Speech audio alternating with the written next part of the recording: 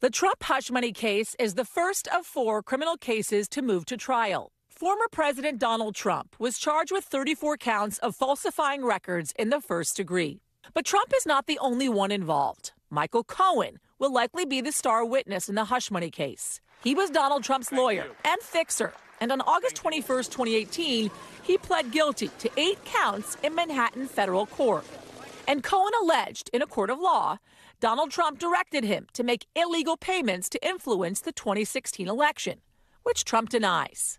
I did it at the direction of and for the benefit of Donald J. Trump. Cohen was sentenced to 3 years in prison. Cohen alleges he orchestrated payoffs to 2 women who said they had affairs with Donald Trump, including Stormy Daniels. He says he sought reimbursement from Trump and even recorded one of their conversations about it. The FBI seized that tape during a raid on Cohen's residence and office. Cohen's attorney released it to the media.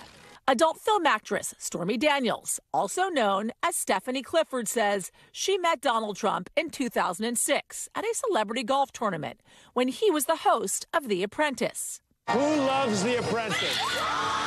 Stormy says they had sex that night, and he offered to cast her in The Apprentice, which Trump denies. In 2011, the story leaked. Stormy says she gave an interview to a tabloid magazine for $15,000. It remained unpublished until 2018. But 2 years earlier, when Donald Trump was running for president, a tape from Access Hollywood, We're ready, let's go, leaked, which prosecutors say caused panic within the Trump campaign. 2 weeks later, Stormy Daniels was paid $130,000 by Trump's attorney, Michael Cohen. Karen McDougal is an ex-Playboy model and says she had an affair with Donald Trump. They allegedly met in 2006 at the Playboy Mansion, and she says they dated for nearly a year. Donald Trump denies they had a relationship. In 2016, when Donald Trump received the Republican nomination, McDougal's story leaked. AMI, the owner of the National Enquirer, offered her $150,000.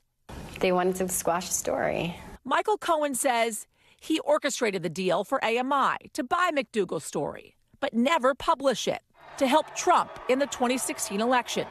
Allegations Trump denies. Alan Weisselberg was the Trump Organization's chief financial officer. He was mentioned several times in Michael Cohen's recording as being a part of the hush money plot.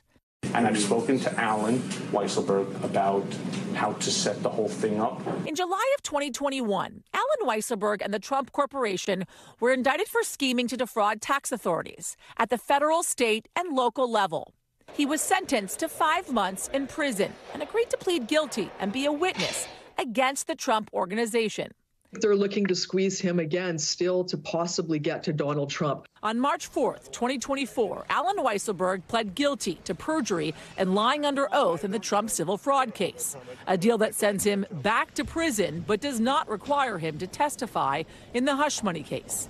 He's not been charged in that case. He's currently serving 5 months in prison. Manhattan District Attorney Alvin Bragg and his team are the prosecutors in the trial.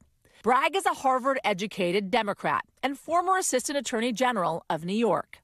On December 6, 2022, DA Bragg secured the conviction of the Trump Corporation and the Payroll Corporation for conspiracy, criminal tax fraud, and falsifying business records. The focus in the last 24 hours has been almost exclusively on Trump. Then on March 30th, 2023, Donald Trump was indicted by DA Alvin Bragg in a Manhattan court.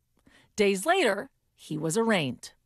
Thanks for watching. Stay updated about breaking news and top stories on the NBC News app or follow us on social media.